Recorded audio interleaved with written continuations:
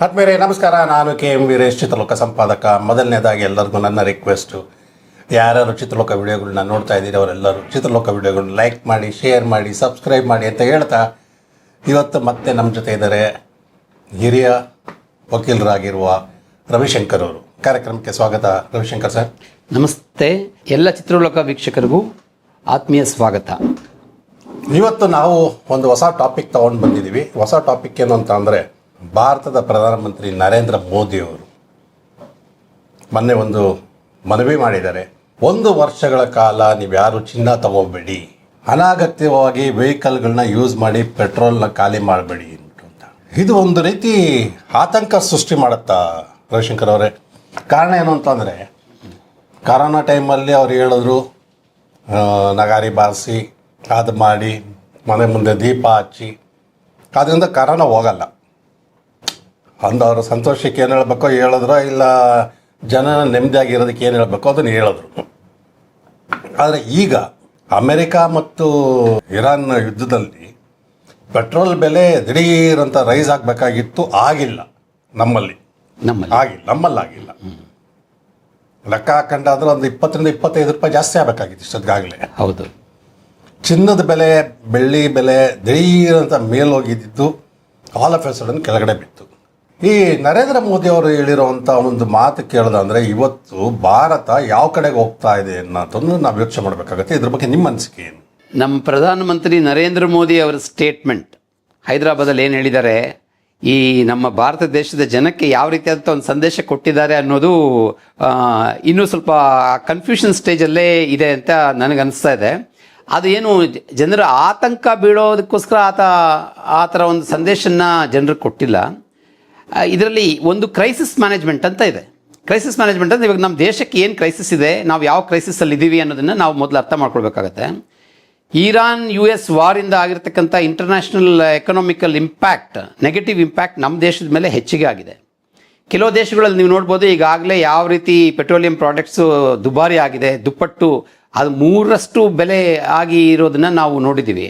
ಆದರೂ ಸಹ ಇದುವರೆಗೂ ನಮ್ಮ ದೇಶದಲ್ಲಿ ನಮ್ಮ ಸರ್ಕಾರ ಕಾಮನ್ ಮ್ಯಾನ್ಗೆ ಯಾವುದೇ ರೀತಿಯಾದಂಥ ಹೊರೆ ಆಗದಂಗೆ ನೋಡ್ಕೊಂಬಂದಿದೆ. ಆದರೆ ಇದು ಇದೇ ರೀತಿ ಮುಂದೆ ಸಾಗತ್ತಾ ಅನ್ನೋದು ಒಂದು ಪ್ರಶ್ನೆ. ಈಗಾಗಲೇ ಇನ್ಫ್ಲೇಷನ್ ಜಾಸ್ತಿ ಆಗಿದೆ. ಈಗ ನಮ್ಮ ಎಕಾನಮಿ ಯಾವುದ್ರ ಮೇಲೆ ನಿಂತ್ಕೊಳ್ಳುತ್ತೆ? ಮುಖ್ಯವಾಗಿ ನಿಂತ್ಕೊಳ್ಳುವಂಥದ್ದು ಎಕ್ಸ್ಪೋರ್ಟ್ ಮತ್ತು ಇಂಪೋರ್ಟ್ಸ್. ಅಂದರೆ ನಾವು ಯಾವ ರೀತಿ ವ್ಯಯ ಮಾಡ್ತಾ ಇದ್ದೀವಿ, ಯಾವ ರೀತಿ ಖರ್ಚು ಮಾಡ್ತಾ ಇದ್ದೀವಿ, ಮತ್ತು ಯಾವ ರೀತಿ ನಾವು ಅದನ್ನು ಇಂಪೋರ್ಟ್ ಮಾಡ್ಕೊಳ್ತಾ ಇದ್ದೀವಿ. ನಾವು ಇಂಪೋರ್ಟ್ ಮಾಡಿ ಅಂದರೆ ನಮ್ಮ dependency level on petroleum product ಮತ್ತು ಗೋಲ್ಡ್, ಇದೆರಡೂ ತುಂಬ ಹೆಚ್ಚಿಗಿದೆ. ನಾವು ನಮ್ಮ ದೇಶದಲ್ಲಿ ತಯಾರು ಮಾಡೋಕ್ಕಾಗದೇ ಇರೋವಂಥ ಪದಾರ್ಥದ ಮೇಲೆ ನಮ್ಮ ಎಂಟೈರ್ ನೇಷನ್ ಡಿಪೆಂಡ್ ಆಗಿದೆ. ಅದು ಒಂದು ಗೋಲ್ಡ್, ಇನ್ನೊಂದು ಪೆಟ್ರೋಲಿಯಂ. ಗೋಲ್ಡ್ ಬಂದ್ಬಿಟ್ಟು ನಮ್ಮ ದೇಶದ ಕಲ್ಚರಲ್ಲಿ, ನಮ್ಮ ದೇಶದ ಪ್ರತಿಯೊಬ್ಬ ಪ್ರಜೆಯ ಮೇಲೂ ಗೋಲ್ಡ್ ಇಂಪ್ಯಾಕ್ಟ್ ಇದ್ದೇ ಇರುತ್ತೆ. ಪ್ರತಿಯೊಬ್ಬರಿಗೂ ಗೋಲ್ಡ್ ಬಂದ್ಬಿಟ್ಟು ನಮ್ಮ ದೇಶದ ಸಂಸ್ಕೃತಿ, ನಮ್ಮ ದೇಶದ ಧರ್ಮ, ನಮ್ಮ ದೇಶದ ಏನು ಟ್ರೆಡಿಷನ್ನ ಒಂದು ಅವಿಭಾಜ್ಯ ಅಂಗ ಆಗಿದೆ. ಅಂದರೆ ನಾವು ಬೇರೆ ದೇಶದಿಂದ ನಮ್ಮ ದೇಶಕ್ಕೆ ಚಿನ್ನನ ಇಂಪೋರ್ಟ್ ಮಾಡ್ತಾ ಇರೋದೇ ಒಂಥರ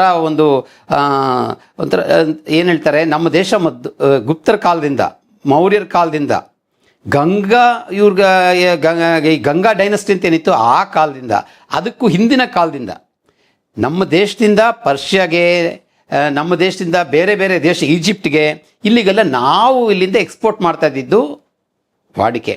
ಅದೇನಾಯಿತು, ಬರ್ತಾ ಇವಾಗ ನಮ್ಮ ದೇಶ ಬೇರೆ ದೇಶದ ಮೇಲೆ ಡಿಪೆಂಡ್ ಆಗುವಂಥ ಒಂದು ಪರಿಸ್ಥಿತಿಗೆ ನಾವು ಬಂದು ತಲುಪಿಬಿಟ್ಟಿದ್ದೀವಿ. ಸೊ ಆ ಕಾರಣದಿಂದ ಏನಾಗುತ್ತೆ, ನಾವು ಚಿನ್ನ ತಗೊಳ್ಬೇಕಾದ್ರೆ ಅಥವಾ ಪೆಟ್ರೋಲಿಯಂ ಪ್ರಾಡಕ್ಟ್ಸ್ ತಗೊಳ್ಬೇಕಾದ್ರೆ ನಮ್ಮ ದೇಶದ ದುಡ್ಡು ಬೇರೆ ದೇಶಕ್ಕೆ ಹೋಗುತ್ತೆ, ಎಕ್ಸ್ಪೋರ್ಟ್ ಆಗುತ್ತೆ. ಇದು ನಮ್ಮ ದೇಶದ ದುಡ್ಡು ಬೇರೆ ದೇಶಕ್ಕೆ ಹೋಗೋದ್ರಿಂದ ಡಾಲರ್ ಎದುರುಗಡೆ ನಮ್ಮ ದೇಶದ ಹಣ ಕುಸಿತಾ ಇದೆ. ಇದನ್ನು ನಾವು ಗಮನಿಸಬೇಕಾದಂಥ ವಿಷಯ. ಆ ಕಾರಣದಿಂದ ನಮ್ಮ ಪ್ರಧಾನಮಂತ್ರಿ ನರೇಂದ್ರ ಮೋದಿ ಅವರು ಹೇಳಿದ್ದಾರೆ, 1 ವರ್ಷದ ಕಾಲ ನಾವು ಏನು ಚಿನ್ನ ಖರೀದಿ ಮಾಡಬೇಕಾಗಿರೋಂಥದ್ದನ್ನು ನೋಡಿ ಮಾಡಿ ಅಂತ ಹೇಳಿದ್ದಾರೆ. ಅಂದರೆ ಇನ್ವೆಸ್ಟ್ಮೆಂಟ್, ನಾನು ಅಂದ್ಕೊಂಡಿರೋ ಪ್ರಕಾರ ಇನ್ವೆಸ್ಟ್ಮೆಂಟ್ ಆನ್ ಗೋಲ್ಡ್ನ ಕಡಿಮೆ ಮಾಡಿ ಅಂತ ಹೇಳ್ತಾ ಇದ್ದಾರೆ. ಅದಲ್ಲದಂಗೆ ಮತ್ತು ಪೆಟ್ರೋಲಿಯಂ ಪ್ರಾಡಕ್ಟ್ನೂ ಸಹ ಕಡಿಮೆ ಉಪಯೋಗಿಸಿ, ಅಂದರೆ ಸಂದರ್ಭಕ್ಕೆ ಅನುಗುಣವಾಗಿ ಎಲ್ಲಿ ಬೇಕೋ ಅಲ್ಲಿಗೆ ಮಾತ್ರ ಉಪಯೋಗಿಸಿ, ಅದರ ವ್ಯಯ ಜಾಸ್ತಿ ಮಾಡಬೇಡಿ. ಇದರಿಂದ ನಮ್ಮ ದೇಶದ ಹಣಕಾಸಿನ ಸಮತೋಲನವನ್ನು ನಾವು ಕಾಪಾಡ್ಕೊಳ್ಬೋದು. ಇನ್ನೊಂದು, ಈ ಕುಸಿತ ಇದೆಲ್ಲ ಡಾಲರ್ ವಿರುದ್ಧ ನಮ್ಮ ಹಣ ಇಂಡಿಯನ್ ರುಪಿ ಯಾವ ರೀತಿ ಕುಸಿತಾ ಇದೆ ಅದನ್ನು ತಡೆಗಟ್ಟಬಹುದು ಅಂತ ಒಂದು ದಿಕ್ಕಿನಿಂದ ಅವ್ರು ಹೇಳಿದ್ದಾರೆ. ಈಗ ನೀವು ಲೆಕ್ಕ ಹಾಕೊಂಡ್ರೆ ಗೋಲ್ಡ್ ಅಂತ ಅಂದ್ಬಿಟ್ಟು ಏನು ಹೇಳ್ತಾ ಇದ್ದೀರಿ, ಅಮೆರಿಕದಲ್ಲಿ ಸುಮಾರು 8,000ಕ್ಕೂ ಹೆಚ್ಚು ಟನ್ ಗೋಲ್ಡು ಅಲ್ಲಿ ಸ್ಟೋರ್ ಆಗಿದೆ. ನಮ್ಮ ಇಂಡಿಯಾನಲ್ಲಿ ಲೆಕ್ಕ ಹಾಕೊಂಡ್ರೆ ಬರೀ 880 ಟನ್ ಮಾತ್ರ ಇರೋದು. ಸೊ ಬೇರೆ ದೇಶಗಳಿಗೆ ಈ ರೀತಿ ಇಂಪ್ಯಾಕ್ಟ್ ಆಗದೆ ಇರುವಂಥದ್ದು ಇಂಡಿಯಾಗೆ ಮಾತ್ರ ಯಾಕಾಗತ್ತೆ? ಅಲ್ಲ, ಈಗ ನಮ್ಮ ದೇಶದಲ್ಲಿ ನಾವು ಇವಾಗ ದುಡ್ಡು ಕೊಟ್ಟು ತಗೊಳ್ತಾ ಇದೀವಲ್ಲ, ಅಂದರೆ we are purchasing it through dollars ಮುಖಾಂತರ ನಾವು ತಗೊಳ್ತಾ ಇದ್ದೀವಿ. ನಮ್ಮದು India is number 1 consumer of gold internationally. ನಮ್ಮ ದೇಶದಲ್ಲಿ ಖರೀದಿ ಆಗುವಷ್ಟು ಚಿನ್ನ ಇಡೀ ವಿಶ್ವದಲ್ಲಿ ಯಾವುದೇ ದೇಶದಲ್ಲೂ ಸಹ ಖರೀದಿ ಆಗೋದಿಲ್ಲ. ಅದಕ್ಕೆ ಕಾರಣ ಇಷ್ಟೇ, ನಮ್ಮ ಕಲ್ಚರು ಮತ್ತು ನಮ್ಮ ಟ್ರೆಡಿಷನ್ನು ಚಿನ್ನದ ಜೊತೆ ಹೊಂದ್ಕೊಂಡಿದೆ. ಒಂದು ಈಗ ಈ ಕಮರ್ಷಿಯಲ್ ಆಸ್ಪೆಕ್ಟ್ಸು ಮತ್ತು ಇನ್ವೆಸ್ಟ್ಮೆಂಟ್ ಆಸ್ಪೆಕ್ಟ್ಸ್ ಇರುವಂಥದ್ದು ಆ ಒಂದು ಜನರ ಪಂಗಡ, ಆ ಒಂದು ಗ್ರೂಪ್ ಬೇರೆ. ಇವಾಗ super rich, middle class, above middle class ಏನಿದೆ ಅವರು ಇನ್ವೆಸ್ಟ್ಮೆಂಟ್ ಮಾಡೋದಕ್ಕೆ ಗೋಲ್ಡಲ್ಲಿ ಹೂಡಿಕೆ ಆಗ್ತಾರೆ, ರಿಚ್ ಹೂಡಿಕೆ ಆಗ್ತಾರೆ, ಮತ್ತು ಸೂಪರ್ ರಿಚ್ ಇವರೆಲ್ಲ ಅದರಲ್ಲಿ ಇನ್ವೆಸ್ಟ್ಮೆಂಟ್ ಥರ ನೋಡ್ತಾರೆ. ಆದರೆ ಮಿಡಲ್ ಕ್ಲಾಸ್ ಮತ್ತು ಕೆಳಗಡೆ ಏನಿದೆ ಲೋವರ್ ಮಿಡಲ್ ಕ್ಲಾಸ್ ಆಗ್ಬೋದು ಅಥವಾ ಈವನ್ ಪುವರ್ ಪೀಪಲ್ ಅವ್ರೇನು ಮಾಡ್ತಾರೆ, ಚಿನ್ನನ್ನು ಅವ್ರ ಕಲ್ಚರ್ ಜೊತೆಗೆ ಇದು ಹೊಂದ್ಕೊಂಡು ಬಂದಿರೋದ್ರಿಂದ majority of the people in India middle class ಮತ್ತು ಅದಕ್ಕೆ ಕೆಳಗಡೆನೇ ಇರೋದ್ರಿಂದ ಚಿನ್ನ ಖರೀದಿ ಮಾಡೋದು ಅವರೇ ಲಾರ್ಜ್ ಕ್ವಾಂಟಿಟೀಸಲ್ಲಿ ಖರೀದಿ ಮಾಡ್ತಾ ಇದ್ದಾರೆ. ಅದಕ್ಕೆ ಇವಾಗ ಪೂರೈಕೆ ಆಗಬೇಕಲ್ವಾ, ಅಂದರೆ ಇವಾಗ ಡಿಮಾಂಡ್ ಇಂಡಿಯಾದಲ್ಲಿ ಜನರಿಂದ ಯಾವ ರೀತಿ ಗೋಲ್ಡ್ ಡಿಮಾಂಡ್ ಇದೆ ಅದನ್ನು ಪೂರೈಕೆ ಆಗೋದಕ್ಕೆ ನಾವೇನು ಮಾಡ್ತೀವಿ, ಹೊರಗಡೆ ದೇಶದಿಂದ ಗೋಲ್ಡ್ನ ಇಂಪೋರ್ಟ್ ಮಾಡ್ಕೊಳ್ತಾ ಇದ್ದೀವಿ. ಸೊ ನಾವು ಇವಾಗ ಆಫ್ರಿಕನ್ ಕಂಟ್ರೀಸಿಂದ ಇದನ್ನು ಹೆಚ್ಚಿಗೆ ಇಂಪೋರ್ಟ್ ಮಾಡ್ಕೊಳ್ತೀವಿ.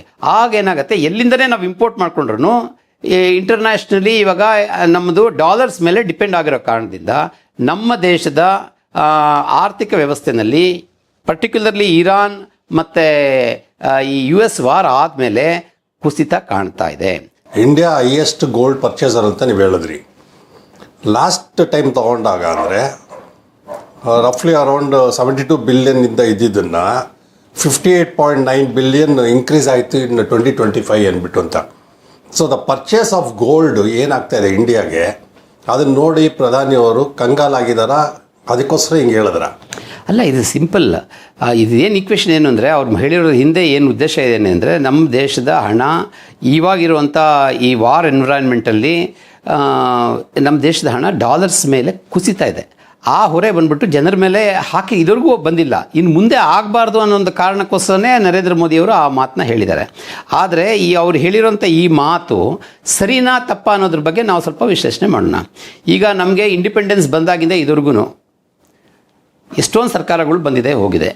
ಈಗ ಕಾಂಗ್ರೆಸ್ ಗೌರ್ಮೆಂಟು ಸುಮಾರು ವರ್ಷ ಇತ್ತು, ಅದಾದಮೇಲೆ ಇವಾಗ ಒಂದು 10 ವರ್ಷದಿಂದ ಇದು ನರೇಂದ್ರ ಮೋದಿಯವರ ಗೌರ್ಮೆಂಟು ಕೇಂದ್ರದಲ್ಲಿ ಆಡಳಿತ ಮಾಡ್ತಾ ಇದೆ. ಈ ಪೆಟ್ರೋಲಿಯಂ ಪ್ರಾಡಕ್ಟ್ ಮೇಲೆ ಡಿಪೆಂಡೆನ್ಸಿ ಕಡಿಮೆ ಮಾಡೋದಕ್ಕೆ ನಮ್ಮ ದೇಶಗಳು ಏನು ಕಾರ್ಯಕ್ರಮ ಮಾಡಿದೆ ಮತ್ತು ಏನು ಯಾವ ರೀತಿಯಾದಂತಹ ಒಂದು ಪ್ಲ್ಯಾನ್ಸು ಇಟ್ಕೊಂಡಿದೆ ಅಂತ ಹೇಳಿದ್ರೆ, ನನ್ನ ಲೆಕ್ಕದ ಪ್ರಕಾರ ತುಂಬ ಸ್ಲೋ ರೇಸಲ್ಲಿ ನಮ್ಮ ದೇಶ ಈ ಅಂತಾರಾಷ್ಟ್ರೀಯ ಈ ಪೆಟ್ರೋಲಿಯಂ ಮಾರುಕಟ್ಟೆನ ಯಾವ ರೀತಿ ತಡೆಗಟ್ಬೋದು, ಅದಕ್ಕೆ ಪರ್ಯಾಯವಾದಂಥ ವ್ಯವಸ್ಥೆನ ಯಾವ ರೀತಿ ಮಾಡ್ಬೋದು ಅನ್ನೋದರಲ್ಲಿ it is a total failure, including ನಮ್ಮ ನರೇಂದ್ರ ಮೋದಿ ಗೌರ್ಮೆಂಟು ಸೇರಿ ಅಂತ ನಾವು ಹೇಳ್ಬೋದು. ಈಗ ನಾವು ಈ ಒಂದು ವರ್ಷದಲ್ಲಿ ಈ ಪೆಟ್ರೋಲು ಮತ್ತು ಈ ಗೋಲ್ಡ್ ಪ್ರಾಡಕ್ಟ್ಸ್ನ ನಾವು ತೊಗೊಳ್ಳೋದು ಕಡಿಮೆ ಮಾಡಿಬಿಟ್ರೆ ಅಲ್ಲಿಗೆ ಬರೋ ವರ್ಷದಿಂದ ಸರಿ ಹೋಗುತ್ತಾ ಅಂತ ಒಂದು ಪ್ರಶ್ನೆ ಜನರಲ್ ಬರುತ್ತೆ. ಖಂಡಿತ ಆಗೋದಿಲ್ಲ. ಯಾಕೆಂದರೆ ಈಗ ವಾರ್ ಬಂದ್ಬಿಟ್ಟು it is every day phenomena ಥರ ಆಗೋಗಿದೆ. ಇವಾಗ ಈ ವಾರ್ ಇಲ್ಲಾಂದರೆ ಮತ್ತೆ ಇನ್ನೊಂದು ವಾರ ಶುರು ಆಗುತ್ತೆ. ಸೊ ಆ ಕಾರಣದಿಂದ ಈ ಆರ್ಥಿಕ ಕುಸಿತ ಅನ್ನೋದು ನಡೀತಾನೆ ಇರುತ್ತೆ. ಆರ್ಥಿಕ ಕುಸಿತನ ನಾವು ಈ ಥರ ಪ್ರಾಡಕ್ಟ್ ಪರ್ಚೇಸ್ ಕಂಟ್ರೋಲ್ ಮಾಡೋಕ್ಕೆ ಬದಲು ನಮ್ಮ ದೇಶನ ನಾವು ಸುಸ್ಥಿತಿನಲ್ಲಿ ಇಟ್ಕೊಳ್ಬೇಕು. ಅದಕ್ಕೆ ಒಂದು ಪರ್ಯಾಯ ವ್ಯವಸ್ಥೆನ ಮಾಡಬೇಕು. ಅದರಲ್ಲಿ ನಮ್ಮ ದೇಶ ಫೇಲ್ಯೂರ್ ಆಗಿದೆ. ಅದ್ರ ಬಗ್ಗೆ ಸರ್ಕಾರಗಳು ಗಮನ ವಹಿಸಬೇಕು. ಅದು ಯಾವುದೇ ಗೌರ್ಮೆಂಟ್ ಇರಲಿ. ಇವಾಗ 60 ವರ್ಷದಿಂದ ಕಾಂಗ್ರೆಸ್ ಗೌರ್ಮೆಂಟ್ ಇತ್ತು, ಅವ್ರದ್ದು ಫೇಲ್ಯೂರ್ ಆಯಿತು, ಟೋಟಲಾಗಿ ಫೇಲ್ಯೂರ್ ಆಯಿತು. ಅಂದರೆ ನಮ್ಮ ದೇಶದ ನ್ಯಾಚುರಲ್ ರಿಸೋರ್ಸಸ್ನ ಟ್ಯಾಪ್ ಮಾಡೋದ್ರಲ್ಲಿ ಅವರು ಫೇಲ್ಯೂರ್ ಆದರು. ಈಗ ನಮ್ಮ ನರೇಂದ್ರ ಮೋದಿ ಅವರ ಗೌರ್ಮೆಂಟ್ ಇದೆ, ಇವರು ಸಹ ಏನು ಮಾಡ್ತಾ ಇದ್ದಾರೆ, ಇದರಲ್ಲಿ ಇವ್ರದ್ದು ಸಹ ಫೇಲ್ಯೂರು ಆ 60 ವರ್ಷದ ಜೊತೆಗೆ ಈ 10 ವರ್ಷನೂ ಸೇರಿಕೊಳ್ಳುತ್ತೆ. ಇದು ನಾವು ತ್ವರಿತಗತಿನಲ್ಲಿ ನಮ್ಮ ಸರ್ಕಾರಗಳು ಇದ್ರ ಬಗ್ಗೆ ಗಮನ ವಹಿಸಬೇಕು. ನಮ್ಮ ದೇಶ ಬಂದ್ಬಿಟ್ಟು ಸಮೃದ್ಧಿಯಾದಂಥ ಒಂದು ದೇಶ. ಇಲ್ಲಿರತಕ್ಕಂಥ ಗೋಲ್ಡ್ ರಿಸರ್ವ್ಸ್ನ ಅನ್ಟ್ಯಾಪ್ಡ್, ಅಂದರೆ ಇವಾಗ ಏನಾಗಿದೆ, ಒಂದ್ಸರಿ ಎಲ್ಲ ಕೊಳ್ಳೆ ಹೊಡ್ಕೊಂಡು ಹೊಟ್ಟೋದ್ರು. ಎಲ್ಲ ಮೈನಿಂಗ್ ಏನಿತ್ತು ಮೈನ್ಸ್ ಎಲ್ಲ ಖಾಲಿ ಮಾಡಿಬಿಟ್ಟು, ಖಾಲಿ ಬ್ಯಾರನ್ ಲ್ಯಾಂಡ್ನ ಬಿಟ್ಬಿಟ್ಟು ಪರಕೀಯರು ನಮ್ಮನ್ನೇನು ಆಳ್ವಿಕೆ ಮಾಡ್ತಾ ಇದ್ರು ಎಲ್ಲದನ್ನ ಖಾಲಿ ಮಾಡ್ಕೊಂಡು ಹೊಟ್ಟೋದ್ರು. ಅದಾದಮೇಲೆ ನಮ್ಮ ಸರ್ಕಾರಗಳು ಬಂದಮೇಲೆ ನಾವೇನು ಮಾಡಿದ್ದೀವಿ, ಮತ್ತೆ ನಮ್ಮ ದೇಶ ಒಂದು ಕಾಲದಲ್ಲಿ ಬೇರೆ ಬೇರೆ ದೇಶಗಳಿಗೆ ಎಕ್ಸ್ಪೋರ್ಟ್ ಮಾಡ್ತಾ ಇದೆ. ಒಂದು ಯಥೇಚ್ಛವಾದಂಥ ಒಂದು ಗೋಲ್ಡ್ ದೇಶ ಅಂದರೆ ಅದು ನಮ್ಮ ಭಾರತ ದೇಶನೇ. ಅದನ್ನು ನೀವು ನೋಡ್ಬೋದು ನಮ್ಮ ಸಂಸ್ಕೃತಿ ರಾಮಾಯಣದಲ್ಲಾಗಲಿ ಮಹಾಭಾರತದಲ್ಲಾಗಲಿ ಅದಾದಮೇಲೆ ಬಂದಂಥ ರಾಜರುಗಳಲ್ಲಾಗಲಿ ಯಥೇಚ್ಛವಾದಂಥ ಚಿನ್ನ ಇತ್ತು. ಅದು ಅದು ಹಾಕೊಳ್ಳುವಂಥ ಜ್ಯುವೆಲ್ಲರೀಸ್ನಲ್ಲಿರ್ಬೋದು ಅಥವಾ ಅವರು ನಮ್ಮ ದೇಶದಲ್ಲಿದ್ದಂತಹ ಗೋಲ್ಡ್ ರಿಸರ್ವ್ಸಲ್ಲಿ ಇದ್ದಿರ್ಬೋದು, ದೇವಸ್ಥಾನಗಳಲ್ಲಿ ಇದ್ದಿರ್ಬೋದು. ಕಲ್ಚರಲ್ ಐಡೆಂಟಿಟಿಯಾಗಿ ಚಿನ್ನ ಬಂದ್ಬಿಟ್ಟು ಈಗ ಸುಮಾರು ಯುಗಾಂತರದಿಂದನೇ ಹೇಳ್ಬೋದು ಬಂದ್ಬಿಟ್ಟಿದೆ. ಆದರೆ ಈಗ ಇಂಡಿಪೆಂಡೆನ್ಸ್ ಬಂದ ಆದಮೇಲೆ ನಮ್ಮ ದೇಶ ಏನಕ್ಕೋಸ್ಕರ ಈ ರೀತಿಯಾದಂಥ ಒಂದು ಪರಿಸ್ಥಿತಿ, ಹೀನಾಯವಾದಂಥ ಒಂದು ಪರಿಸ್ಥಿತಿನಲ್ಲಿ ಬಂದು ನಾವು ಗೋಲ್ಡ್ನ ಬೇರೆ ದೇಶದವರಿಂದ ತಗೊಳ್ಳುವಂಥ ಒಂದು ಪರಿಸ್ಥಿತಿಗೆ ಬಂದು ಸೇರಿರೋದೇ ಮೊದಲನೇದಾಗಿ ನಮ್ಮ ದೇಶದ ಸರ್ಕಾರದ ಒಂದು ಬಿಗ್ಗೆಸ್ಟ್ ಫೇಲ್ಯೂರ್. ಈಗ ನಮ್ಮ ದೇಶದಲ್ಲಿ ಸುಮಾರು ಕಡೆ ಗೋಲ್ಡ್ ರಿಸರ್ವ್ಸ್ ಇದೆ. ಪರ್ಟಿಕ್ಯುಲರ್ಲಿ ದಕ್ಷಿಣ ಭಾರತ ಅಂತ ನಾವೇನು ಹೇಳ್ತೀವಿ, ಈ ಶ್ರೀರಾಮಚಂದ್ರ ಓಡಾಡಿರುವಂಥ ಜಾಗದಲ್ಲೆಲ್ಲ ಯಥೇಚ್ಛವಾದಂಥ ಗೋಲ್ಡ್ ರಿಸರ್ವ್ಸ್ ಇದ್ದಾವೆ. ಮೊದಲನೇದಾಗಿದೆ ಕರ್ನಾಟಕ, ಆಂಧ್ರ ಪ್ರದೇಶ, ತಮಿಳುನಾಡು. ಈ ಮೂರು ಜಾಗದಲ್ಲೂ ನಮ್ಮ ದೇಶಕ್ಕೆ ಎಷ್ಟು ಬೇಕೋ ಅಷ್ಟು ಗೋಲ್ಡ್ನ ತೆಗೆಯುವಷ್ಟು ಸಫಿಷಿಯೆಂಟ್ ಗೋಲ್ಡ್ ನಮ್ಮಲ್ಲಿದೆ. ಇದನ್ನು ಮುಟ್ತಿಲ್ಲ ಅದನ್ನು. ಮತ್ತೆ ಅದಕ್ಕೆ ಈ ಸರ್ಕಾರದ ಫೇಲ್ಯೂರ್ ಆಗೋಗಿದೆ. ಈ ಇಂಟರ್ನ್ಯಾಷನಲ್ ಬಿಸ್ನೆಸ್ ಏನು ಒಂದು ರಿಲೇಷನ್ಶಿಪ್ಪಲ್ಲಿ ನಮ್ಮ ದೇಶದ ಸರ್ಕಾರಗಳು ಅವ್ರ ಮೇಲೆ ಅವಲಂಬಿತವಾಗಿದೆ. ಅಂದರೆ ಇವಾಗ ನಾವು ಅಂತಾರಾಷ್ಟ್ರೀಯ ವಹಿವಾಟು, ವ್ಯಾಪಾರ ವಿನಿಮಯ ಅನ್ನೋದು ಪ್ರತಿಯೊಂದು ದೇಶಕ್ಕೂ ಈಗ ಮುಖ್ಯ ಆಗೋಗಿದೆ. ಅದೇ ಸಮಯಕ್ಕೆ ಪ್ಯಾರಲಲ್ ಥಾಟ್ ಪ್ರಾಸೆಸ್ ಆ ದೇಶದ ಒಂದು ದೃಷ್ಟಿಯಿಂದ, ಇವಾಗ ಉದಾಹರಣೆಗೆ ನೀವು ಚೈನಾ ತಗೊಳ್ಳಿ, ಅವರೇನು ಮಾಡಿದ್ದಾರೆ, ಈಗ ಪೆಟ್ರೋಲಿಯಂ ಪ್ರಾಡಕ್ಟ್ ಮೇಲೆ ಅವರ ಅಷ್ಟು ಡಿಪೆಂಡೆನ್ಸಿ ಇಲ್ಲ. ಡಿಪೆಂಡೆನ್ಸಿ ಇದ್ರೂ ಸಹ ಇವಾಗ ನಮ್ಮ ದೇಶ ಪೆಟ್ರೋಲಿಯಂ ಪ್ರಾಡಕ್ಟ್ ಮೇಲೆ ಯಾವ ರೀತಿ ಡಿಪೆಂಡ್ ಆಗಿದೆ ಆ ರೀತಿಯಾದಂಥ ಒಂದು ಡಿಪೆಂಡೆನ್ಸಿ ಇಲ್ಲ. ಅಲ್ಲಿ ಪ್ರತಿಯೊಬ್ಬರ ಮನೆಯಲ್ಲೂ ಎಲೆಕ್ಟ್ರಿಕ್ ವೆಹಿಕಲ್ಸ್, ಬ್ಯಾಟ್ರಿ ಆಪ್ರೇಟೆಡ್ ವೆಹಿಕಲ್ಸ್ಗಳಿದ್ದಾವೆ. ನಮ್ಮ ದೇಶದಲ್ಲಿ ಎಲ್ಲಿದ್ದಾವೆ? ಈಗ ಇತ್ತೀಚೆಗೆ ಅದರದ್ದು ಅಡ್ವೆಂಟ್ ಆಗ್ತಾ ಇದ್ರು ಸಹ ಅದರದ್ದು ಕಾಸ್ಟಿಂಗ್ ಬಂದ್ಬಿಟ್ಟು ಕಾಮನ್ ಮ್ಯಾನ್ ರೀಚಿಂದ ಆಚೆ ಇದೆ. ಇವಾಗ ಕಾಮನ್ ಮ್ಯಾನ್ ಏನು ಮಾಡಿ, he is dependent on petroleum product. ಅದಕ್ಕೆ ಕಾರಣಕರ್ತರು ಯಾರು? ನಮ್ಮ ದೇಶದ ಆಡಳಿತ ವ್ಯವಸ್ಥೆ, ಸರ್ಕಾರಗಳೇ ಅದಕ್ಕೆ ಕಾರಣ. ಯಾಕೆಂದರೆ ಅವ್ರ ಪ್ಲಾನಿಂಗ್, ಆ ಲಾಂಗ್ ಟರ್ಮ್ ಪ್ಲಾನಲ್ಲಿ ನಮ್ಮ ಸರ್ಕಾರಗಳು ಎಡವಿದೆ. ಮತ್ತೆ ಗೌರ್ಮೆಂಟ್ ಇಸ್ ಎ ಫೇಲ್ಯೂರ್ ಅಂತ ನೀವು ಹೇಳೋದು? It is A continuation of failure. ಈ 60 ವರ್ಷ ಏನು ಫೇಲ್ಯೂರ್ ಆಗಿತ್ತೋ ಇದು ಕಂಟಿನ್ಯೂ ಆಗ್ತಾ ಇದೆ ಅಂತ ನಾನು ಹೇಳ್ತಾ ಇದ್ದೀನಿ. ಈಗ ಬ್ಯಾಟ್ರಿ ವೆಹಿಕಲ್ಸ್ಗಳು, ಈ ಎಲೆಕ್ಟ್ರಿಕ್ ಆಪರೇಟೆಡ್ ವೆಹಿಕಲ್ಸ್ಗಳು ಮತ್ತು ಈ ಸೋಲಾರ್ ಸಿಸ್ಟಮ್ಗಳು ಪೆಟ್ರೋಲಿಯಂಗೆ ಪರ್ಯಾಯವಾಗಿ ಬರ್ತಾ ಇದೆ. ಆದರೆ ಅದರ ರೀಚ್ ಎಷ್ಟಿದೆ? ಅದು ಈ ಪೆಟ್ರೋಲಿಯಂ ವೆಹಿಕಲ್ಸ್ಗೆ ಎಷ್ಟು ರೇಟ್ ಇದೆ ಅದಕ್ಕಿಂತ ದುಬಾರಿ ಆಗಿದ್ದಾವೆ. ಸಬ್ಸಿಡಿಗಳು ಹೆಸರಿಗೆ ಹೇಳ್ತಾರೆ ಹೊರತು, ಈಗ 5 ಲಕ್ಷದ ಕಾರಲ್ಲಿ 50,000 ಸಬ್ಸಿಡಿ ಕೊಡ್ತೀವಿ ಅಂತ ಹೇಳ್ತಾರೆ ಹೊರತು 4.5 ಲಕ್ಷ ದುಬಾರಿ ಅಲ್ವಾ? ಅದಕ್ಕೆ ಸಬ್ಸಿಡಿ ಬಂದು 50% ಇರಬೇಕಂದ್ರೆ ಜನರಿಗೆ ರೀಚ್ ಆಗುವಂಥ ಒಂದು ಸಬ್ಸಿಡಿನ ಕೊಡಬೇಕು ಸರ್ಕಾರಗಳು. ಇದ್ರ ಬಗ್ಗೆ ಪ್ಲ್ಯಾನ್ ಮಾಡಬೇಕು. ಈ ನೀತಿ ಕಮಿಷನ್ ಅಂತ ಅದಕ್ಕೆಂತಲೇ ನಮ್ಮ ದೇಶದಲ್ಲಿ ಕೋಟ್ಯಾಂತರ ರೂಪಾಯಿ ನಾವು ಖರ್ಚು ಮಾಡ್ತೀವಿ. ಅದಕ್ಕೆಂತಲೇ ಕೇಂದ್ರ ಸರ್ಕಾರದಲ್ಲಿ ಕಮಿಷನ್ಗಳಿದ್ದಾವೆ, ಅದಕ್ಕೆಂತಲೇ IAS ಆಫೀಸರ್ಸ್ಗಳಿದ್ದಾವೆ, ಅದಕ್ಕೆಂತಲೇ ಥಿಂಕ್ ಟ್ಯಾಂಕ್, ಜನರ ಹಣ ಖರ್ಚು ಮಾಡಿ ಥಿಂಕ್ ಟ್ಯಾಂಕ್ ಅಂತಲೇ ಇದೆ. ಆ ಥಿಂಕ್ ಟ್ಯಾಂಕ್ ಏನು ಮಾಡ್ತಾ ಇದೆ? ಇವಾಗ ನಮ್ಮ ದೇಶಕ್ಕೆ ಸ್ವಾತಂತ್ರ್ಯ ಬಂದಾಗಿಂದ ಇದುವರೆಗೂ ಏನು ಮಾಡ್ತಾ ಇದೆ? ನಥಿಂಗ್. ನಮ್ಮ ದೇಶದಲ್ಲಿ ಏನು ಇಲ್ಲ ಅಂತಲ್ಲ, ಸಮೃದ್ಧಿಯಾದಂಥ ದೇಶ ನಮ್ಮದು, ಬೇಕಾದಷ್ಟು. ಇವಾಗ ನೋಡಿ, ಪೆಟ್ರೋಲಿಯಂ ರಿಸರ್ವ್ ಅಂಡಮಾನ್ ನಿಕೋಬಾರಲ್ಲಿ ಸರ್ಕಾರ ಅದ್ರ ಬಗ್ಗೆ ಹೆಜ್ಜೆ ಇಡ್ತಾ ಇದೆ. ಆದ್ರೂ ತುಂಬ ಸ್ಲೋ. ಅಂಡಮಾನ್ ನಿಕೋಬಾರಲ್ಲಿ ಈ ನ್ಯಾಚುರಲ್ ಪೆಟ್ರೋಲಿಯಂ ಗ್ಯಾಸ್, ಈ ಪೆಟ್ರೋಲಿಯಂ ಪ್ರಾಡಕ್ಟ್ಸ್ ಏನು ತಯಾರು ಮಾಡ್ಬೋದು ಅಂತ ಅಂದಾಜು ಬಂದ್ಬಿಟ್ಟು ಅಲ್ಲಿರ್ತಕ್ಕಂತಹ ಒಂದು ರಾ ಮೆಟೀರಿಯಲ್ಸ್ ಅಂದರೆ ಆಯಿಲ್, ಆ ಆಯಿಲ್ ಏನಿದೆ ಅದು ನಮ್ಮ ದೇಶದ 60 ವರ್ಷಕ್ಕೆ ಎಷ್ಟು ಬೇಕೋ ಅಷ್ಟು ಸರಿದೂಗುವಷ್ಟು ಅಲ್ಲಿ ನ್ಯಾಚುರಲ್ ಗ್ಯಾಸ್ ಮತ್ತು ಆಯಿಲ್ ರಿಸೋರ್ಸ್ ಬಂದ್ಬಿಟ್ಟು ಅಂಡಮಾನ್ ನಿಕೋಬಾರ್ ದ್ವೀಪದ ಸುತ್ತಮುತ್ತದಲ್ಲಿ ಇದೆ ಅನ್ನೋದು ಸೈಂಟಿಫಿಕ್ ಆಗಿ, ಮತ್ತು ಅದನ್ನು ಜಿಯೋಲಾಜಿಕಲ್ ಸರ್ವೆ ಮುಖಾಂತರ, ಮತ್ತು ಇದು ಬಂದ್ಬಿಟ್ಟು ಇಟ್ ಈಸ್ ಎ ಫ್ಯಾಕ್ಟ್, ಆಯಿತಾ? ಆದರೆ ಅದ್ರ ಬಗ್ಗೆ ಏನು ಮಾಡ್ತಾ ಇದೆ ಸರ್ಕಾರ? ತ್ವರಿತಗತಿನಲ್ಲಾಗಬೇಕು. ನಮ್ಮಲ್ಲೇ ಅಷ್ಟು ಇಟ್ಕೊಂಡು ನಾವು ಯಾಕೆ ಇನ್ನೊಬ್ಬರ ಮೇಲೆ ಡಿಪೆಂಡ್ ಆಗಿರಬೇಕು? ಏನಕ್ಕೋಸ್ಕರ ಈ ರೀತಿಯಾದಂಥ ಇವಾಗ ಸಮಥಿಂಗ್ ಲೈಕ್ ಪೆಟ್ರೋಲ್ ಬ್ಯಾನ್ ಅನ್ನೋದ್ರ ಬಗ್ಗೆ ಮಾತಾಡ್ತಾ ಇದ್ದಾರೆ. ಆ ರೀತಿಯೆಲ್ಲ ಆಗಕ್ಕೆ ಸಾಧ್ಯತೆಗಳಿದೆಯಾ? ಅದಕ್ಕೆ ಬದಲು ನರೇಂದ್ರ ಮೋದಿ ಅವರು ಹೇಳಿರೋದು ಅದು ಬಂದ್ಬಿಟ್ಟು ಟೆಂಪ್ರರಿ ಮೆಷರ್. ಇವಾಗ ಏನು ಕ್ರೈಸಿಸ್ ಇದೆ ಅದನ್ನು ಮ್ಯಾನೇಜ್ ಮಾಡೋದಕ್ಕೆ ಮಾತ್ರ ಅದು ಟೆಂಪ್ರರಿ ಮೆಷರ್. ಇದಕ್ಕೆ ಪರ್ಮನೆಂಟ್ ಮೆಷರ್ ಬಗ್ಗೆ ಸರ್ಕಾರಗಳು ಆಲೋಚನೆ ಮಾಡಬೇಕು ಅನ್ನೋದು ನಮ್ಮೆಲ್ಲ ಸಾರ್ವಜನಿಕರ ಒತ್ತಾಯ ಇರಬೇಕು. ಮತ್ತು ಇದಕ್ಕೆ ಅಂತ ಕೂತ್ಕೊಂಡಿರ್ತಕ್ಕಂಥ ಥಿಂಕ್ ಟ್ಯಾಂಕ್ಗಳು ಊರಿಗೆ ಸುಮ್ಮನೆ ಅದು ವೇಸ್ಟ್ ಬಾಡಿ ಆಗದಂಗೆ ಅದ್ರ ಬಗ್ಗೆ ಗಮನ ವಹಿಸಬೇಕು. ಲಾಂಗ್ ಟರ್ಮ್ ಪ್ಲ್ಯಾನ್ ಇಟ್ಕೊಳ್ಬೇಕು. ಲಾಂಗ್ ಟರ್ಮ್ ಪ್ಲ್ಯಾನಿಂದ ಮಾತ್ರ ಇದು ಸಾಧ್ಯ.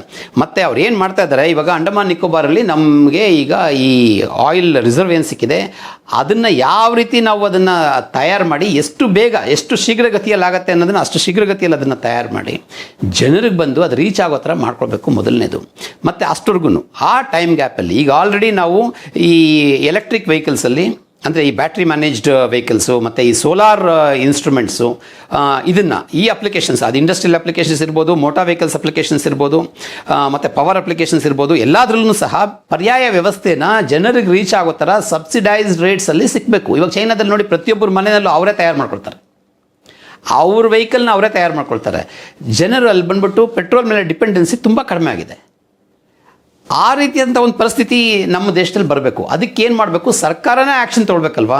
ಸರ್ಕಾರ ಬಂದ್ಬಿಟ್ಟು ಆ ಕಾನೂನು ಅದಕ್ಕೇನಿದೆ ರೂಲ್ಸು ರೆಗ್ಯುಲೇಷನ್ಸು ಅದನ್ನು ಸಡಿಲ ಮಾಡಿ, ಅದಕ್ಕಿರ್ತಕ್ಕಂಥ ಇವಾಗ ಕಾನೂನು ಏನಿದೆ ಆ ಕಾನೂನನ್ನು ಸಡಿಲ ಮಾಡಿ, ಇನ್ಶೂರೆನ್ಸು ಅದಕ್ಕೆ ಅಪ್ಲಿಕಬಲ್ ಇದೆಯಾ ಅಪ್ಲಿಕಬಲ್ ಇಲ್ವಾ ಅನ್ನೋದ್ರ ಬಗ್ಗೆ ಸಡಿಲ ಮಾಡಿ, ಎಲ್ಲರಿಗೂ ಅಪ್ರೋಚ್ ಆಗೋ ಥರ ಅವರು ಈ ಪರ್ಯಾಯ ವ್ಯವಸ್ಥೆನ ಈ ಬ್ಯಾಟ್ರಿ ಆಪ್ರೇಟೆಡ್ ವೆಹಿಕಲ್ಸ್ನ ಕಾಮನ್ ಮ್ಯಾನ್ ಸಿಗೋ ಥರ ಆದರೆ ಆಟೋಮೆಟಿಕ್ಕಾಗಿ ಪೆಟ್ರೋಲಿಯಂ ಪ್ರಾಡಕ್ಟ್ಗೆ ಅಟ್ಲೀಸ್ಟ್ ಅವರು ಈ ವೆಹಿಕಲ್ ಟ್ರಾಫಿಕ್ನ ಮ್ಯಾನೇಜ್ ಮಾಡೋ ಥರ ಕಡಿಮೆ ಆಗುತ್ತೆ.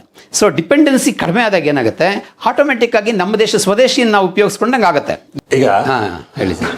ಮೊನ್ನೆ ಗೋಲ್ಡ್ ಅಸೋಸಿಯೇಷನ್ ಅಧ್ಯಕ್ಷರು ಹೇಳ್ತಾರೆ ನೀವು ಚಿನ್ನನ ತಗೊಳ್ಳಿ, ಚಿನ್ನದ ಮೇಲೆ ಇನ್ವೆಸ್ಟ್ ಮಾಡಿಬಿಡಿ ಅಂತ. ಆದರೆ ಅದರ ಅರ್ಥ ಏನು? ಚಿನ್ನನ ನೀವು ಕಾಸು ಕೊಟ್ಟು ತಗೊಂಡು ಮನೇಲಿ ಇಟ್ಕೊಳ್ಳಿ, ಚಿನ್ನದ ಮೇಲೆ ಇನ್ವೆಸ್ಟ್ ಮಾಡಿ ಅಂಗಡಿಗಳಲ್ಲಿ ಬಿಡಬೇಡಿ ಅಂತ ಹೇಳೋವಂಥ ಅರ್ಥ ಅದು. ಅದು ಕನ್ಸ್ಟಿಟ್ಯೂಟ್ ಮೀನಿಂಗು. ನಾನು ಇದ್ರ ಬಗ್ಗೆ ಸ್ವಲ್ಪ ಡೀಟೇಲ್ಸ್ ಕೊಡೋದಕ್ಕೆ ಪ್ರಯತ್ನ ಬೀಳ್ತೀನಿ. ಈಗ ನಮ್ಮ ಪ್ರೈಮ್ ಮಿನಿಸ್ಟರ್ ಏನು ಹೇಳಿದ್ದಾರೆ, 1 ವರ್ಷದ ಕಾಲ ಅಂತ ಹೇಳಿದ್ದಾರೆ. ಅದಾದಮೇಲೆ ಏನು ಅನ್ನೋದು ಮತ್ತೆ ಕ್ವಶನ್ ಮಾರ್ಕು. ನನ್ನ ಪ್ರಕಾರ ಈ 1 ವರ್ಷದ ಕಾಲದಲ್ಲಿ ಆಗೋದಿಲ್ಲ. ಇದು ಓನ್ಲಿ ಕ್ರೈಸಿಸ್ ಮ್ಯಾನೇಜ್ಮೆಂಟ್. ಮತ್ತೆ ಹೇಳ್ತೀನಿ, ಇದಕ್ಕೆ ಪರ್ಮನೆಂಟ್ ಸೊಲ್ಯೂಷನ್ ಆಗಕ್ಕೆ ಸಾಧ್ಯನೇ ಇಲ್ಲ. ಮತ್ತು ಈ ಕಾಮನ್ ಮ್ಯಾನ್ ಏನಿದ್ದಾರೆ ಅವ್ರು ಕಾಮನ್ ಮ್ಯಾನ್ ಪ್ರತಿಯೊಂದು ಮನೆಯಲ್ಲೂ ಮದುವೆ ಆಗುತ್ತೆ, ಪ್ರತಿಯೊಂದು ಮನೆಯಲ್ಲೂ ಏನಾದರೂ ಫಂಕ್ಷನ್ಗಳಾಗುತ್ತೆ, ಪ್ರತಿಯೊಂದು ಮನೆಯಲ್ಲೂ ಒಂದು 3 ವರ್ಷ 4 ವರ್ಷಕ್ಕೆ ಏನಾದರೂ ಒಂದು ಚಿಕ್ಕ ಕಾರ್ಯಕ್ರಮಗಳು ಫಂಕ್ಷನ್ಗಳು ಆಗ್ತಾನೆ ಇರುತ್ತೆ. ಏನಾದ್ರು ಪೂಜೆ ಆಗುತ್ತೆ, ಏನಾದರೂ ಆಗುತ್ತೆ. ಆವಾಗ ಚಿನ್ನ ತೊಗೊಳ್ಳೋದು ಸಾಮಾನ್ಯ ಆಗೋಗಿದೆ. ಅದು ಅವ್ರ ಕಲ್ಚರ್ ಜೊತೆ ಹೊಂದ್ಕೊಂಡ್ಬಂದ್ಬಿಟ್ಟಿದೆ. ಈ 1 ವರ್ಷ ನೀವು ತೊಗೊಳ್ದಂಗೆ ಇರೋದಕ್ಕೆ ಸಾಧ್ಯನೇ ಇಲ್ಲ. ಇವರು ಆ ರೀತಿ ಇಂಡಿಯನ್ ಪಬ್ಲಿಕ್ ಇನ್ವೆಸ್ಟ್ಮೆಂಟ್ ಆನ್ ಗೋಲ್ಡ್ನ ಕಂಟ್ರೋಲ್ ಮಾಡಬೇಕು ಅಂದರೆ ಅದಕ್ಕೆ ಅವ್ರು ಕಾನೂನೇ ಮಾಡಬೇಕು. ಕಾಮನ್ ಮ್ಯಾನ್ಗಂತೂ ಆಗೋದಿಲ್ಲ. ಅವ್ರು ಕಾನೂನು ಮಾಡಿದ್ರೆ ಕಾಮನ್ ಮ್ಯಾನ್ಗಂತೂ ಆಗೋದಿಲ್ಲ. ಅಕಸ್ಮಾತಾಗಿ ಆ ರೀತಿ ಏನಾದರೂ ಕಾಮನ್ ಮ್ಯಾನ್ಗೆ ತೊಂದರೆ ಆಗೋ ಥರ ಇವ್ರ ಕಾನೂನುಗಳು ನೀವು ಗೋಲ್ಡ್ ಪರ್ಚೇಸ್ ಮಾಡಬೇಕು ಮಾಡಬಾರ್ದು ಅಂತ ಹೇಳಿದ್ರೆ ಸರ್ಕಾರಗಳು ಉಳಿಯೋದು ಇಲ್ಲ. ಈಗ ಯಾಕೆಂದರೆ ಇವರು ಯಾವಾಗ ಅವ್ರ ಧರ್ಮ ಮತ್ತು ಅವ್ರ ಕಲ್ಚರ್ನ ಯಾವುದೇ ಸರ್ಕಾರಗಳು ಟಚ್ ಮಾಡಿದ್ರು ಆ ಸರ್ಕಾರಗಳು ಉಳಿಯೋದೇ ಇಲ್ಲ. ಅದು ನಾವು ನೋಡಿದ್ದೀವಿ. ಇವಾಗ ನೀವು ಚಿನ್ನ ತೊಗೊಳ್ಬೇಡಿ ಅಂತ ಹೇಳಿದ್ರೆ ಅವ್ರ ಕಲ್ಚರು ಮತ್ತು ಅವ್ರ ಟ್ರೆಡಿಷನ್ನು ಅವ್ರ ಧರ್ಮದ ಮೇಲೆ ಟಚ್ ಮಾಡ್ದಂಗೆ ಆಗುತ್ತೆ. ಯಾಕೆಂದರೆ ಇವಾಗ ಮದುವೆ ಆದರೆ ತಾಳಿ ಕಟ್ಟಲೇಬೇಕಾಗತ್ತೆ, ಆಯಿತಾ. ಬೇರೆ ಏನಾದರೂ ತೊಗೊಳ್ಳೇಬೇಕಾಗತ್ತೆ. ಅವ್ರ ಚಿನ್ನದ್ದು ಆಭರಣಗಳು ಉಡುಗೊರೆ ಕೊಡಲೇಬೇಕಾಗತ್ತೆ. ಮತ್ತು ತಂದೆ ತಾಯಿ ಅವ್ರ ಮಕ್ಕಳಿಗೆ ಅವರು ಹೆಣ್ಮಕ್ಳಿಗೆ ಮಾಡೋವಂಥ ವಿಷಯಗಳು ಏನಿದೆ ಈ ಚಿನ್ನ ಕೊಡೋದು ಅವ್ರ ಕೈಯಲ್ಲಿ ಆದಷ್ಟು ಇದು ಕೊಡುವಂಥದ್ದನ್ನು ತೊಗೊಳ್ಳೇಬೇಕಾಗತ್ತೆ. ಆ ಕಾರಣದಿಂದ ಆ ಟಾಪಿಕ್ನ ಯಾವುದೇ ಸರ್ಕಾರ ಆಗಲಿ ಯಾವುದೇ ಪ್ರೈಮ್ ಮಿನಿಸ್ಟರ್ ಆಗಲಿ ಟಚ್ ಮಾಡೋಕ್ಕೆ ಸಾಧ್ಯನೇ ಇಲ್ಲ. ಇವರು ಟಚ್ ಮಾಡಬೇಕಾಗಿರೋದೇನು ಇನ್ವೆಸ್ಟ್ಮೆಂಟ್ಗಳು. ಅಂದರೆ ಇವಾಗ ಈ ಗೋಲ್ಡ್ ಬಾಂಡ್ಸ್ ಅಂತ ಏನಿದೆ ಮತ್ತು ಈ ಗೋಲ್ಡ್ ಬಿಸ್ಕೆಟ್ಸ್ ಅಂತ ಯಾರು ಇವಾಗ ಈ ಅಪ್ಪರ್ ಮಿಡಲ್ ಕ್ಲಾಸ್ ಮತ್ತು ರಿಚ್ ಕ್ಲಾಸ್ ಅವ್ರು ಏನು ಇನ್ವೆಸ್ಟ್ ಮಾಡ್ತಾ ಇದ್ದಾರೆ ಅದನ್ನು ಬೇಕಾದ್ರೆ ಥ್ರೂ ಒಂದು ಲೆಜಿಸ್ಲೇಷನ್ ಹಾಕಿ ಕಂಟ್ರೋಲ್ ಮಾಡ್ಬೋದೇ ಹೊರತು ಕಾಮನ್ ಮ್ಯಾನ್ನ ಟಚ್ ಮಾಡೋದು ಸರ್ಕಾರಗಳು ಬಿಟ್ಬಿಡ್ಬೇಕು. ಈಗ ಆಲ್ರೆಡಿ ಕಾಮನ್ ಮ್ಯಾನ್ ಅವ್ರ ಧರ್ಮದ ಮೇಲೆ ಟಚ್ ಮಾಡಿ ಇವಾಗ ಸರ್ಕಾರಗಳು ಬದಲಾವಣೆ ಆಗಿರೋದು. ಈ ಸರ್ಕಾರನೂ ಉಳಿಯೋದಿಲ್ಲ. ಯಾಕೆಂದರೆ ಅವ್ರು ಯಾವಾಗ ಕಾಮನ್ ಮ್ಯಾನ್ ಅವ್ರ ಇಮಿಡಿಯೇಟ್ ಅಂದರೆ ಒಂದು ಆಸ್ಪಿರೇಷನ್ ಪ್ರತಿಯೊಬ್ಬ ಬಡವನಿಗೂ ಪ್ರತಿಯೊಬ್ಬ ಮಿಡಲ್ ಕ್ಲಾಸ್ ಪರ್ಸನ್ಗೂ ಚಿನ್ನ ತೊಗೊಳ್ಬೇಕು, ತನ್ನ ಮಗಳಿಗೆ ಚಿನ್ನ ಕೊಡಬೇಕು, ತನ್ನ ಹೆಂಡತಿಗೆ ಏನಾದರೂ ಕೊಡಿಸ್ಬೇಕು ಅನ್ನೋದು it is a common aspiration. So ಅದನ್ನು ಟಚ್ ಮಾಡೋಕ್ಕೆ ಹೋಗ್ಬಾರ್ದು. 1 ವರ್ಷ ಆಗಲಿ 2 ವರ್ಷ ಅದು ಆಗೋ ಕೆಲಸ ಅಲ್ವೇ ಅಲ್ಲ. ಸೊ ಆ ಕಾರಣದಿಂದ ಸರ್ಕಾರ ಹೇಳ್ತಾರೆ ಲಾಂಗ್ ಟರ್ಮ್ ಪ್ಲಾನಿಂಗಲ್ಲಿ ನೋಡಬೇಕೇ ಹೊರತು ಇವರೇನಾದರೂ ಗೋಲ್ಡ್ ಮೇಲೆ ಇನ್ವೆಸ್ಟ್ ಮಾಡೋದನ್ನು ಕಟ್ ಮಾಡಬೇಕು ಅಂತ ಹೇಳಿದ್ರೆ ಅವ್ರು ಬಂದ್ಬಿಟ್ಟು ಥ್ರೂ ಲಾ ಲೆಜಿಸ್ಲೇಷನಲ್ಲಿ ಗೋಲ್ಡ್ ಬಾಂಡ್ ಇನ್ವೆಸ್ಟ್ಮೆಂಟ್ಸು ಎಷ್ಟೋ ಕೋಟ್ಯಾಂತರ ವಹಿವಾಟುಗಳು ನಡೀತಾ ಇರುತ್ತೆ. ಸೊ ಅದನ್ನು ಇವ್ರು ಕಂಟ್ರೋಲ್ ಮಾಡಬೇಕೇ ಹೊರತು ಥ್ರೂ ಲಾ ಅದು ಬಿಟ್ಬಿಟ್ಟು ಕಾಮನ್ ಮ್ಯಾನ್ಗೆ ಬರಲೇಬಾರ್ದು. ಅದು ಆಗೋದೂ ಇಲ್ಲ. ಅದು ಹೇಗಾಗುತ್ತೆ? ಸಾಧ್ಯತೆನೇ ಇಲ್ಲದೇ ಇರೋವಂಥ ಒಂದು ಅಸಾಧ್ಯವಾದಂಥ ಒಂದು ಇದಕ್ಕೆ ಕೈ ಹಾಕ್ದಂಗೆ ಆಗುತ್ತೆ. ಅದು ನಮ್ಮ ದೇಶದಲ್ಲಂತೂ ಆಗೋದಿಲ್ಲ. ಸೊ ಈ ವಿಷಯದಲ್ಲಿ ಮೋದಿ ಎಡವಿದ್ದಾರೆ ಅಂತ ಹೇಳ್ತೀರಾ? ಖಂಡಿತ. ಇವರು ಹೇಳಿರೋದು ಈಗ ಟೆಂಪ್ರರಿ ಮೆಷರ್ 1 ವರ್ಷ ಅಂತ ಹೇಳಿದ್ದಾರೆ. 1 ವರ್ಷದಲ್ಲಿ ಇದು ಮುಗಿಯುವಂಥ ಕೆಲಸ ಅಲ್ಲ. ಇದು ನಾವು ಬೇರೆ ದಿಕ್ಕಲ್ಲೇ ನೋಡಬೇಕು. ಎಲ್ಲಿದೆ ನಮ್ಮ ಚಿನ್ನ, ಎಲ್ಲಿದೆ ಆಯಿತಾ. ಈಗ ಈ KGF ಪಕ್ಕ ಕುಪ್ಪಂ ಅಂತ ಏನು ಪ್ರಾಂತ್ಯ ಇದೆ, ಮತ್ತು ಆ ತಿರುಪತಿ ಬೆಲ್ಟಲ್ಲಿ, ಮತ್ತು ಶ್ರೀರಾಮಚಂದ್ರ ಎಲ್ಲೆಲ್ಲಿ ಓಡಾಡಿದಾರೋ ಅಲ್ಲೆಲ್ಲ ಚಿನ್ನ ಇರೋವಂಥ ಜಾಗ. ಅದನ್ನೇ ಇವರು ಟ್ಯಾಪ್ ಮಾಡಬೇಕು. ಈಗಾಗಲೇ ಅದ್ರ ಬಗ್ಗೆ ಸೈಂಟಿಫಿಕ್ ಸರ್ವೆಗಳಾಗಿದೆ. ಚಿನ್ನಗಳು ಸಿಗುವಂಥ ಜಾಗ ಇವಾಗ ಈ ಚಿತ್ತೂರು ಡಿಸ್ಟ್ರಿಕ್ಟಲ್ಲಿ ಕುಪ್ಪಂ ಇರ್ಬೋದು, ಮತ್ತು ಹಟ್ಟಿ ಗೋಲ್ಡ್ ಮೈನ್ಸ್ ಏನಿದೆ ಆ ಸುತ್ತಮುತ್ತಲು ಇರ್ತಕ್ಕಂಥ ಜಾಗ, ಇದೆಲ್ಲ ಚಿನ್ನ ಯಥೇಚ್ಛವಾಗಿ ಸಿಕ್ಕುವಂಥ ಜಾಗ. ನಮ್ಮ ದೇಶಕ್ಕೆ ಎಷ್ಟು ಸಪ್ಲೈ ಬೇಕೋ ಅಷ್ಟು ಸಿಗುವಂಥದ್ದು. ಮತ್ತೆ ಅದಕ್ಕೆ ನಾವು ಮರುಚಾಲನೆ ಕೊಡಬೇಕಾಗತ್ತೆ. ಅನ್ಟ್ಯಾಪ್ಡ್ ಜಾಗಗಳು ಏನಿದೆ ಇವಾಗ KGF ಸುತ್ತಮುತ್ತಲು ಇರುವಂಥ ಜಾಗಗಳೆಲ್ಲ ಅನ್ಟ್ಯಾಪ್ಡ್, ಅಲ್ಲೆಲ್ಲ ಚಿನ್ನ ಸಿಗುವಂಥ ಜಾಗ. ಇದು ನಾನು ಹೇಳ್ತಲ್ಲ, ಇದೆಲ್ಲ ರಿಸರ್ಚಿಂದ ಆಚೆ ಬಂದಿರೋದು. ಇದ್ರ ಬಗ್ಗೆ ಸರ್ಕಾರ ಯೋಚನೆ ಮಾಡಿ ನಮ್ಮ ದೇಶಕ್ಕಾಗುವಷ್ಟು ಗೋಲ್ಡ್ ಅಟ್ಲೀಸ್ಟ್ ನಾವು ತಯಾರು ಮಾಡಬೇಕು. ಅದ್ರ ಬಗ್ಗೆ ನಾವು ಗಮನ ವಹಿಸಬೇಕು. ಅದು ಬಿಟ್ಟು ನೀವು 1 ವರ್ಷ ತಗೊಳ್ಬೇಡಿ, 2 ವರ್ಷ ತಗೊಳ್ಬೇಡಿ ಅಂತ that is only temporary measure.